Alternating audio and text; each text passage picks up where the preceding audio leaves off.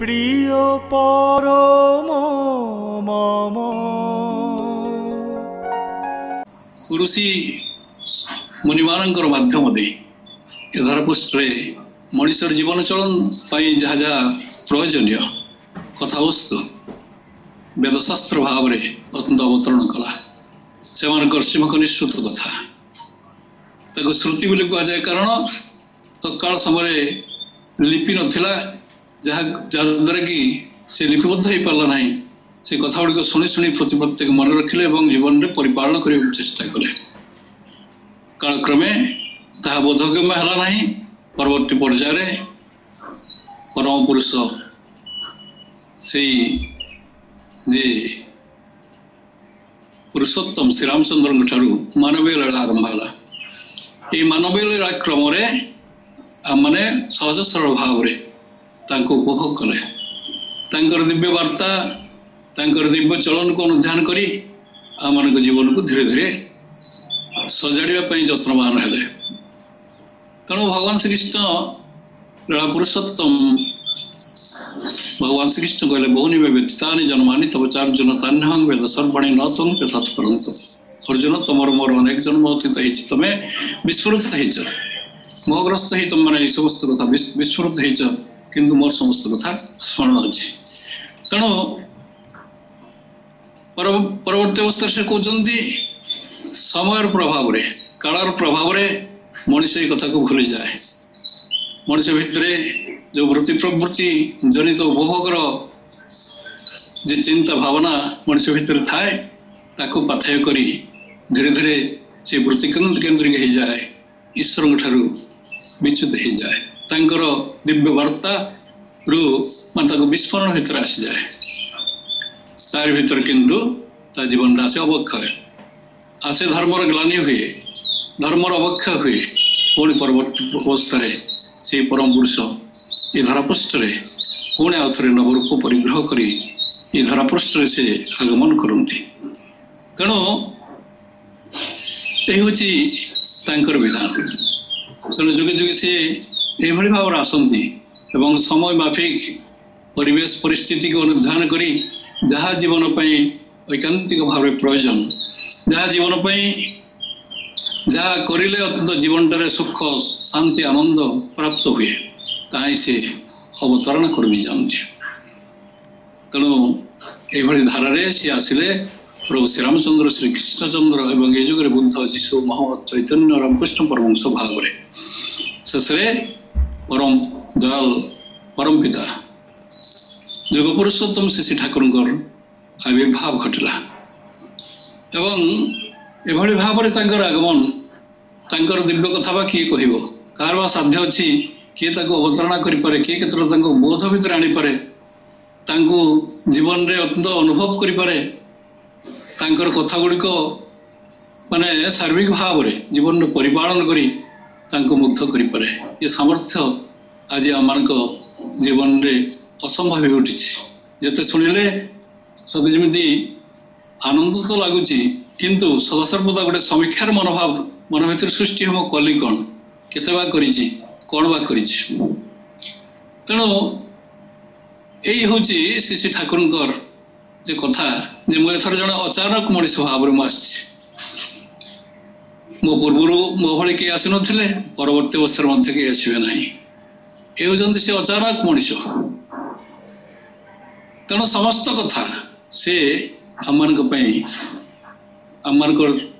तो नुहे समग्र विश्ववासी मनीष मान जीवन उद्धार निमित्त समस्त कथा उपस्थापन कर श्री ठाकुर कथा प्रसंग में हठात भक्तमान गढ़ कह पकड़े विश्व अच्छे जत नगरादि ग्राम सर्वत्र प्रचार हम सतनाम ये विश्व जत नगर ग्राम अच्छी सर्वत्र प्रचार हम सतनाम भक्त मान आश्चर्य हो गले कि असंभव कथा एक अख्यात पल्ली हिमायतपुर अवस्थान कर श्री ठाकुर ये जे कथा कही दौरान ये कौन सामान्य कथा ये विश्व केते संप्रदाय केते जे जाति केते खाद्य केते प्रकार खाद्यपेय केते प्रकार से संस्कार संस्कृति ये विश्वटा कौन छुटिया जगह केते भाषाभाषी मनीष अच्छा यहाँ कि भाव संभव ठाकुर को जो प्रश्न ठाकुर यहाँ कौन के संभव आप कथा এটা বাস্তবায়িত করা এটা একবার অসম্ভব কথা। ঠাকুর বলছেন পরম পিতা যখন আমার মুক্তি এই কথাটা দিয়েছে ওইটাই হবে।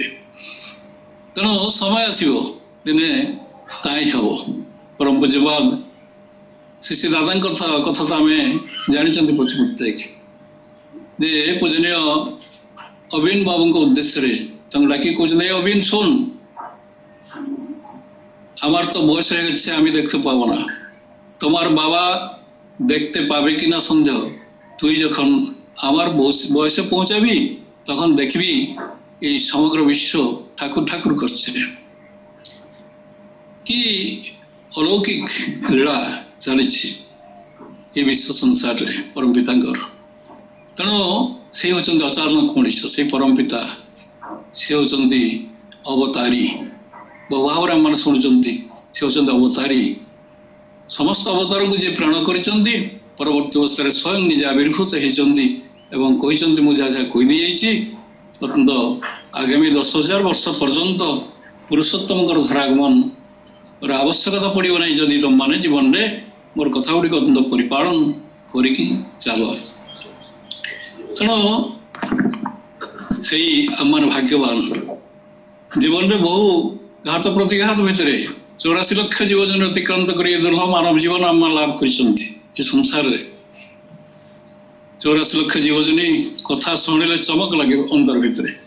କାରଣ ଯେ ଯଦି ଆମମାନେ ପଶୁ ପକ୍ଷୀ କୀଟ ପତଙ୍ଗ ବୃକ୍ଷ ତରୁଣତା ଭାବରେ ଜନ୍ମ ନେଇଛନ୍ତି, କେତେ ହାଣକାଟ ଭିତରେ ଆମମାନଙ୍କର ଜୀବନ କ୍ଷତାକ୍ତ ହେଇଛି, ରକ୍ତାକ୍ତ ହେଇଛି, କେତେ ଦୁଃଖ କେତେ ଯନ୍ତ୍ରଣା ଭିତରେ ଆମମାନେ ପରିବର୍ତ୍ତିତ ରୂପ ପରିଗ୍ରହ କରି ପୁଣି ପୁନରାୟ ଧରପୃଷ୍ଠରେ ଆଗମନ କରି ଶେଷରେ ଆଜି ସେଇ ପରମ ପିତାଙ୍କୁ ପାଇଛନ୍ତି। ଯାହା ହେଉଛି ଜୀବନର ଲକ୍ଷ୍ୟ, ଯାହା ହେଉଛି ଜୀବନର ଯେ ଐକାନ୍ତିକ ଲକ୍ଷ୍ୟ ହେଉଛି ଯେ ଜୀବନର ଉଦ୍ଦେଶ୍ୟ ହେଲା ସଦ୍ଗୁରୁ ପାଇବା। সেই জন্য এই সংসারে পুনঃ আসা যা।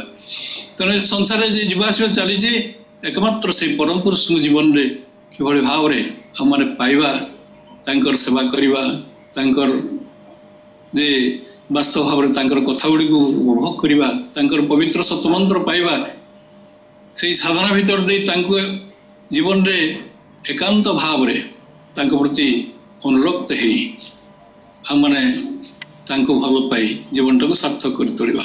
ଏ ହେଉଛି ଆମମାନଙ୍କର ଜୀବନର ଲକ୍ଷ୍ୟ। ତେଣୁ ସେ ଯୁଗେ ଯୁଗେ ଯେତେବେଳେ ଆସନ୍ତି ସେତେବେଳେ ଏକମାତ୍ର ସେ ଆହ୍ୱାନ କରନ୍ତି ଯେ ତାଙ୍କୁ ଭଲ ପାଇବାର କଥା କହନ୍ତି ଯେ ମୋତେ ଟିକେ ତୁମେ ଭଲ ପାଅ। ସେଦିନ ଜଣେ ଆମେରିକୀୟ ଭକ୍ତ ଆସିଛନ୍ତି, ହାଉଜରମ୍ୟାନ ତାଙ୍କ ସାଙ୍ଗରେ ଅବସ୍ଥାନ କରିଛନ୍ତି। କେତେ ଦିନ ଅବସ୍ଥାନ କଲା ପରେ ଠାକୁରଙ୍କର ସତମନ୍ତ୍ରରେ ଅଭିମନ୍ତ୍ରିତ ହେଇଛନ୍ତି। ପରବର୍ତ୍ତୀ ଅବସ୍ଥାରେ ପୂଜ୍ୟ ନନ୍ଦିତା ଯେତେବେଳେ କହିଛନ୍ତି ଦୀକ୍ଷା ତୁମର ହେଇଗଲା, ତମେ ନାମ ପ୍ରାପ୍ତ ହେଲ, ତମେ ଏବେ ଯାଅ ଗୁରୁଙ୍କୁ ପ୍ରଣାମ କରିବ, ଠାକୁରଙ୍କୁ ଟିକେ ପ୍ରଣାମ କରିକି ଆସିବ। ଯେତେବେଳେ ଯାଇକି ଠାକୁରଙ୍କୁ ପ୍ରଣାମ କରୁଛନ୍ତି, ଠାକୁର କହୁଛନ୍ତି ଆମେ ଦୀକ୍ଷା ନେଇଛି ଠାକୁର ଖୁବ ଭଲ, ଏବେ ମୋତେ କ'ଣ କରିବାକୁ ହବ? ଠାକୁର କହୁଛନ୍ତି ତମେ ମୋତେ ଟିକେ ଭଲ ପାଇବ। ସେତେବେଳେ ଭାଇ ଜଣ କହୁଛନ୍ତି ମୁଁ ଆପଣଙ୍କୁ କେମିତି ଭଲ ପାଇବି? ଠାକୁର କହୁଛନ୍ତି you love me, it will teach you how to love me. ତମେ ମୋତେ ଟିକେ ଭଲ ପାଇ ଶିଖ ଏବଂ ସେଇ ଭଲ ପାଇବା ମୋତେ କିଭଳି ଭାବରେ ଭଲ ପାଇବାକୁ ହୁଏ ତାହା ଶିଖେଇ ଦେବ। ତେଣୁ ଏଇ ହେଉଛି ଠାକୁରଙ୍କର ବିଧାନ।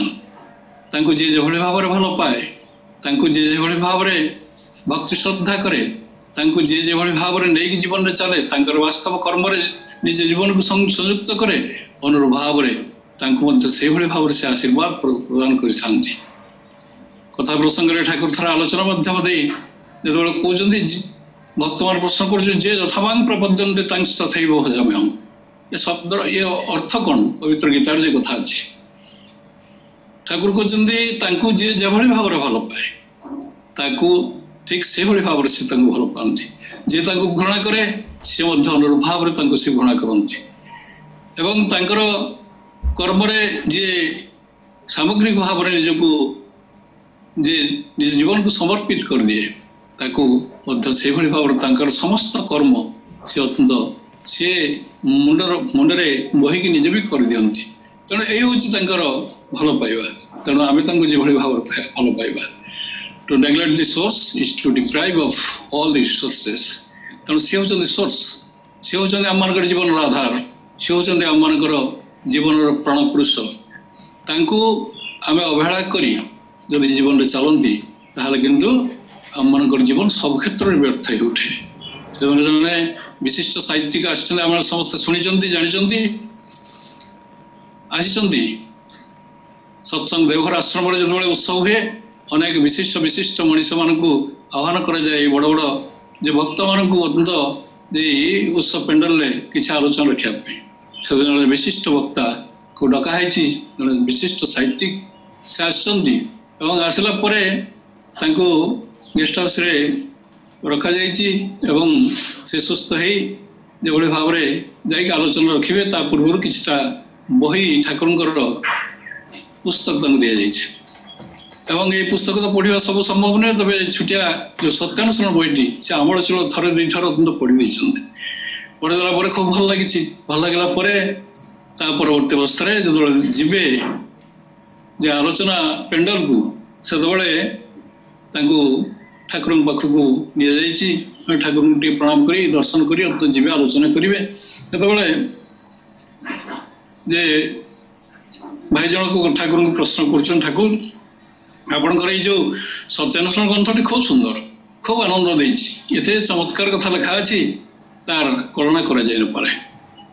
ତେବେ ଗୋଟିଏ କଥା ମୋର ଗୋଟିଏ ଧାଡ଼ି ମୋ ମନକୁ କିନ୍ତୁ ଟିକେ ପାଇଲା ନାହିଁ। ସେ କଥାଟି ହେଉଛି ଅଭାବରେ ପରିଶ୍ରାନ୍ତ ମନ ହିଁ ଧର୍ମ ବା ବ୍ରହ୍ମ ଜିଜ୍ଞାସା କରେ ନତୁବା କରେ ନା। ତେଣୁ ଏଇ ଯେ ଅଭାବରେ ପରିଶ୍ରାନ୍ତ ମନ ଧର୍ମ ବା ବ୍ରହ୍ମ ଜିଜ୍ଞାସା କରେ, ମୋର ତ କିଛି ଅଭାବ ନାହିଁ, ମୋର ଅର୍ଥ ସମ୍ପତ୍ତିର ଅଭାବ ନାହିଁ, ଆଉ ସବୁକିଛି ମୋର ଯାହା କିଛି ଆବଶ୍ୟକ ଗାଡ଼ି ଘୋଡ଼ା କୋଠା ବାଡ଼ି ଯାହା କିଛି ପ୍ରয়োଜନ ଜୀବନରେ ସବୁକିଛି ପରିପୂର୍ଣ୍ଣ ଅବସ୍ଥାରେ ଅଛି। ତାହେଲେ ଆପଣଙ୍କ ଭାଷାରେ ଯାହା ଲେଖା ଅଛି ମୋର ଜୀବନରେ ଧର୍ମର ଆବଶ୍ୟକତା ନାହିଁ, ମୋର ଧର୍ମକୁ ଜାଣିବାର ଆବଶ୍ୟକତା ମଧ୍ୟ ନାହିଁ। ଠାକୁର ଯଦି ସେଇଟା ପ୍ରয়োଜନ ନାହିଁ ତାହେଲେ ହୁଏତ ସେଇଟାକୁ ବାଦ ଦେଇକି ଆପଣ ଅନ୍ୟଟାକୁ ପଢ଼ନ୍ତୁ। ସେତେବେଳେ ଭାଇ ଜଣକ ନିରବ ରହିଛନ୍ତି। ଠାକୁର କହୁଛନ୍ତି, ଆଚ୍ଛା ଆପଣ ଦୀପ ଦେଖିଛନ୍ତି? ଦୀପ ବା କିଏ ନ ଜାଣେ? ସେ ଠାକୁର ତାଙ୍କୁ ପଚାରୁଛନ୍ତି ଦୀପଟା କିଭଳି ଭାବରେ କେମିତି ଜଳେ? ଭାଇ କହୁଛନ୍ତି ଯେ ଦୀପ ବିଭିନ୍ନ ଜିନିଷରେ ହେଇପାରେ, ମାଟିରେ ହେଇପାରେ, ପଥରରେ ହେଇପାରେ, ପିତ୍ତଳରେ ହେଇପାରେ ବା ଅନ୍ୟାନ୍ୟ କୌଣସି ଧାତୁରେ ନିର୍ମିତ ହେଇଯାଇପାରେ। ଆଉ ତା ଭିତରେ ତେଲ ରହେ, ଆଉ ତେଲରେ ଗୋଟେ ବଳିତା ପଡ଼େ, ତାପରେ ଅଗ୍ନି ସଂଯୋଗ କଲେ ଦୀପ ଜଳେ। ଠାକୁର କହୁଛନ୍ତି ଆଉ ତାର ପାଖରେ ଆଉ କିଛି ନଥାଏ? ଭାଇ ଜଣଙ୍କ ନିରୁତ୍ତର, ଆଉ ବା କ'ଣ ଥାଏ? କିଏ ବା ହଠାତ୍ କ'ଣ କହିଦେଇ ପାରିବ? ଠାକୁର କହୁଛନ୍ତି ସେଠି ଗୋଟେ କାଠି ଥାଏ। ଏ କାଠିର କାମ ହେଲା ଯେ ଆଲୋକର ଯେ ଯେତେବେଳେ ବେଶୀ ପରିମାଣରେ ଜଳି ଉଠେ ସେତେବେଳେ ତାକୁ ନିୟନ୍ତ୍ରଣ କରିବା, ଯେତେବେଳେ କମିଯାଏ ସେତେବେଳେ ହୁଏତ ତାକୁ ପ୍ରଜ୍ୱଳିତ କରିବା, ଆଉ ଟିକେ ଭଲ ଭାବରେ ଜଳେଇବା। ଏ କାଠିର କାମ ହେଉଛି ଏହା।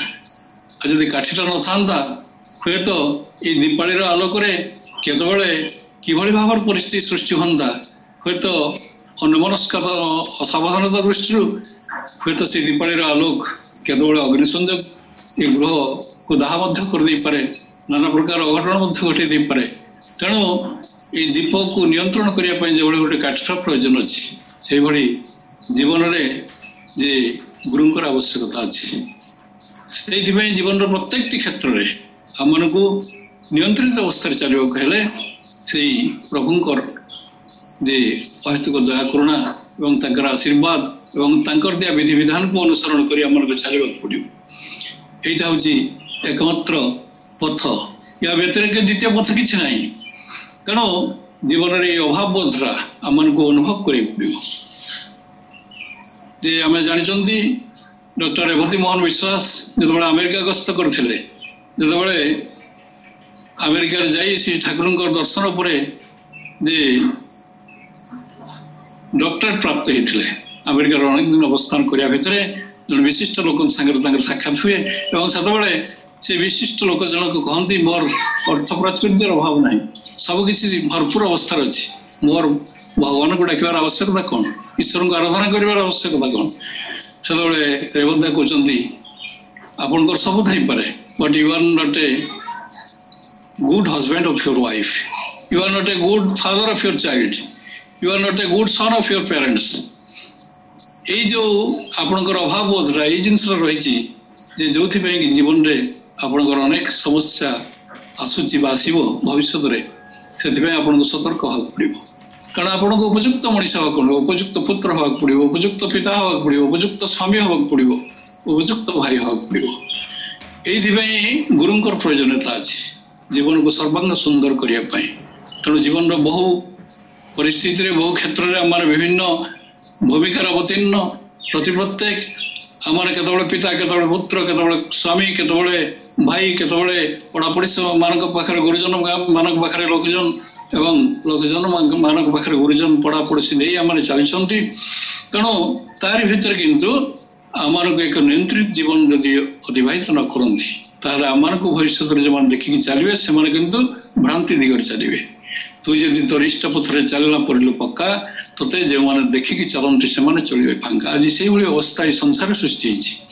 ଆମମାନେ କରିବା ନାହିଁ, କିନ୍ତୁ ଚିନ୍ତା କରିବା ଆମମାନଙ୍କର ପିଲାପିଲିମାନେ କିଭଳି ଭାବରେ ସୁମଣିଷ ହେବେ, ଭଲ ମଣିଷ ହେବେ, ପିତାମାତାଙ୍କୁ ଭକ୍ତି ଶ୍ରଦ୍ଧା କରିବେ ଏବଂ ଉପଯୁକ୍ତ ମଣିଷଟିଏ ହେଇ ଉଠିବେ। କିନ୍ତୁ ମୋର ଜୀବନ ହେଉଛି ଅନିୟନ୍ତ୍ରିତ ଜୀବନ, ମୋର ଚଳନ ହେଉଛି ଅନିୟନ୍ତ୍ରିତ ଏବଂ ଯାହାକୁ ମୋର ସନ୍ତାନ ସନ୍ତତି ମାନେ ଦେଖୁଛନ୍ତି। ଦ୍ୱିତୀୟ ପ୍ରଥମ କଥା ହେଉଛି ମୋର ଏଇ ଅନିୟନ୍ତ୍ରିତ ଚଳନ ମାଧ୍ୟମ ଦେଇ ଯୋଉ ଅପସଂସ୍କାର ସମ୍ପନ୍ନ ସନ୍ତାନ ସନ୍ତତି ମାନେ ଆବିର୍ଭୂତ ହେଇଛନ୍ତି, এই জন্মগত সংস্কারକୁ ভিত্তি করে কিন্তু ସେମାନଙ୍କର ଜୀବନଟା ଗଢ଼ି ଉଠେ।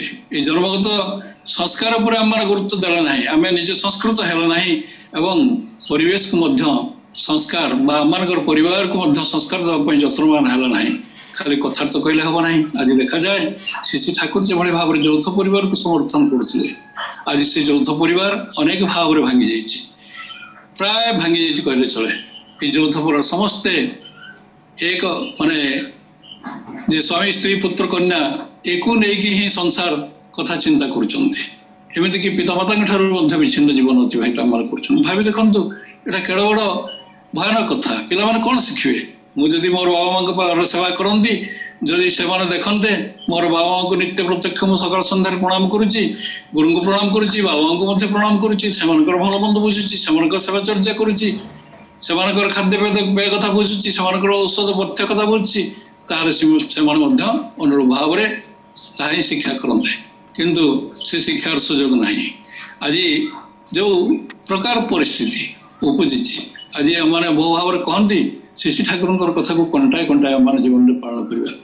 କିଭଳି ଭାବରେ କଣ୍ଟାଏ କଣ୍ଟାଏ କରିବା? କିଭଳି ଭାବରେ କ'ଣ ଦେଖେଇକି ଆମେ ପିଲାମାନଙ୍କୁ ନିୟନ୍ତ୍ରିତ କରିବା? କ'ଣ ଦେଖେଇକି ଆମମାନଙ୍କର ପରିବାର ଗଠନ କରିବା? କ'ଣ ଦେଖେଇକି ପରିବେଶରେ ଗୋଟେ ଆଦର୍ଶ ପରିବାର ଭାବରେ ଆମମାନେ ନିଜକୁ ଉପସ୍ଥାପନା କରିବା? ତେଣୁ ଏଇ ଯେଉଁ ବିପର୍ଯ୍ୟୟ, ଏଥିପାଇଁ ଆମମାନଙ୍କୁ ପ୍ରତି ପ୍ରତ୍ୟେକଙ୍କୁ ସତର୍କ ହେବାକୁ ପଡ଼ିବ।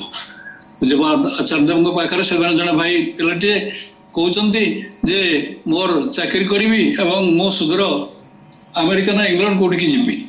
ସେ ଯାହା ଆସିଛି ଯାହା ହଉ, ସେ ଯେତେବେଳେ ଯାଇକି ପୂଜ୍ୟପାଦ ଦାଦାଙ୍କୁ ଏଇଭଳି ଭାବେ ନିବେଦନ କରୁଛନ୍ତି, ପୂଜ୍ୟପାଦ ଦାଦା କହୁଛନ୍ତି ଯେ ତମେ ଆମେରିକା ଯାଅ, ଲଣ୍ଡନ ଯାଅ, ଚନ୍ଦ୍ରକୁ ଯାଅ, ଯୋଉଠିକି ବି ଯାଅ ନା କାହିଁକି, ସଦାସର୍ବଦା ତମର ବାବା ମାଙ୍କ କଥା ମନେ ରଖିବ। ବାବା ମାଙ୍କୁ ଯେଭଳି ଭାବରେ ଭୁଲି ନ ଯାଅ, ତାଙ୍କୁ ମନେ ରଖିବ। ଏ ହେଉଛି ତାଙ୍କର ଆଶୀର୍ବାଦ, ଏ ହେଉଛି ପଥ, ଏ ହେଉଛି ବାଟ। ତେଣୁ ମୂଳ ଭିତ୍ତିକି ଆମମାନେ ଯଦି ଦୋହରେଇ ଦିଅନ୍ତି ତାହେଲେ ଆମମାନଙ୍କର ଜୀବନ ଯେ ସର୍ବନାଶ ପଥରେ ଆଗେଇ ଚାଲେ। ତେଣୁ ସେଥିପାଇଁ ଯୁଗେ ଯୁଗେ ପୁରୁଷୋତ୍ତମ ଆସନ୍ତି ଏଇ କନସେଣ୍ଟ୍ରିକ୍ର କଥା କହନ୍ତି, ବି କନସେଣ୍ଟ୍ରିକ୍। ତାଙ୍କ ପ୍ରତି ଏକାଗ୍ରତା ତୀବ୍ରତା କ୍ରମାଗତରେ ହିଁ ଜୀବନର ସୌନ୍ଦର୍ଯ୍ୟ ସାର୍ଥକତା, ତାଙ୍କ ପ୍ରତି ଅନୁରକ୍ତ ହେବା, ତାଙ୍କ ପ୍ରତି ଆମମାନଙ୍କର ଜୀବନ ଯଦି ଐକାନ୍ତିକ ଭାବରେ ଯୋଡ଼ି ହୋଇନଯାଏ, ସେ ସର୍ବତ୍ର ବିଦ୍ୟମାନ। ପୂଜ୍ୟପାଦ ଆଚାର୍ଯ୍ୟ ଶ୍ରୀ ଦାଦା ଯୋଉ ଭକ୍ତି ସଙ୍ଗୀତ ଆଜି ପରିବେଷଣ କରୁଥିଲେ, ଆମର ସୁଶ୍ରୀ ନାମା ପରିବେଷଣ କରୁଥିଲେ, তোমায় যখন মনে পড়ে ধরা মনে হয় জনহীন। তেণু এই ସଂସାରରେ ସିଏ ଏବଂ ମୁଁ ଆଉ ସମସ୍ତ ହେଉଛନ୍ତି ସେ ଈଶ୍ୱରଙ୍କର ବିଭୂତି, ଈଶ୍ୱରଙ୍କର ରୂପ। ଏଭଳି ଭାବରେ ଅତ୍ୟନ୍ତ ଯୋଉ ପୂଜ୍ୟପାଦ ଶ୍ରୀ ଦାଦାଙ୍କର ଯୋଉ ଅଭିବ୍ୟକ୍ତି ଏବଂ ତାଙ୍କର ଯୋଉ ରଚନା, ଏ ଅତ୍ୟନ୍ତ ହୃଦୟସ୍ପର୍ଶୀ, ତାକୁ ଅତୁଳନୀୟ, ତାକୁ ବର୍ଣ୍ଣନା କରାଯାଇପାରିବ ନାହିଁ।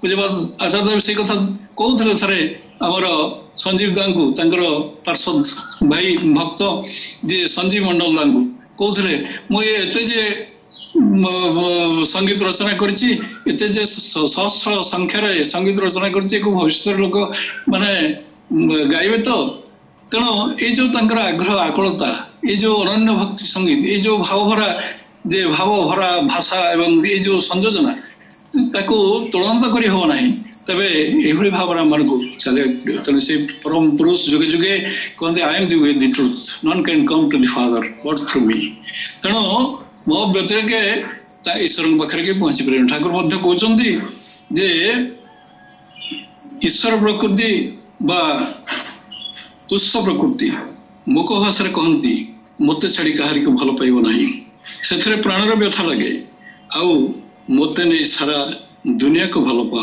परिचर्या कर परिवर्धन कर तेणु प्राणर कष्ट हुए बाद दे जदि आम क्या भल पाई बसती सबुथ सी मोर दयाकोरी संजोग क्रमे आम मैंने जे एकत्रित होती गोटे परिवार रे आज आम आसते एका पुणी जीवा तो एका एवं संजोग क्रमे गोटे जगह आम मैंने हयत युक्त होचे पिता पुत्र स्त्री कन्या ये भाव में विभिन्न भाव में आम संयुक्त होती आम जब ये आबद्ध हो जाती आसक्त हो जाती ताहले किंतु आम मान जीवनटा व्यर्थ हो समस्ते सबकि दयार दान सबकि दयार मिली समस्त को जो भाव में परिचर्या करने कथा जो भाव में चलवा कथा आम प्रतिपत्ति जत्नवान हवा आईटा हूँ आम जीवन बड़ साधना एवं ताकू नहीं आम मैंने निजर परिवार को उपभोग करवा जगत को उपभोग करवा एवं संसार टाक महियान गरियान करी सुंदर करी गढ़ी तोड़ापी जत्नवान हवा यहाँ हूँ आम मान जीवन